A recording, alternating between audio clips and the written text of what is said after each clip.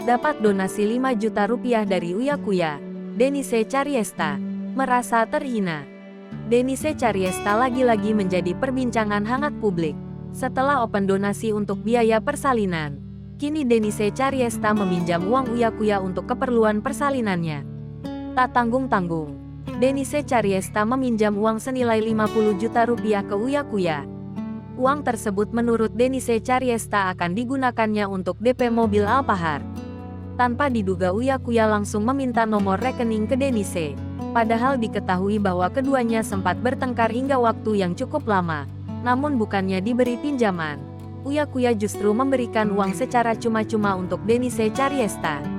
Tapi uang yang diberi Uya Kuya jauh dari permintaan Denise Cariesta.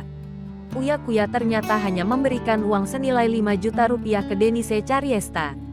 Uya Kuya juga menegaskan bahwa uang tersebut diberinya cuma-cuma untuk keperluan melahirkan, bukan untuk membeli mobil. Namun bukannya berterima kasih, Denise Cariesta justru menuding Uya Kuya pelit. Menurut Denise dirinya ingin meminjam uang, bukan meminta uang dengan Uya Kuya.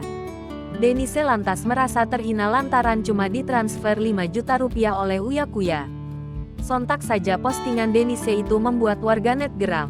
Banyak warganet yang kesal dengan kelakuan Denise yang tidak tahu terima kasih.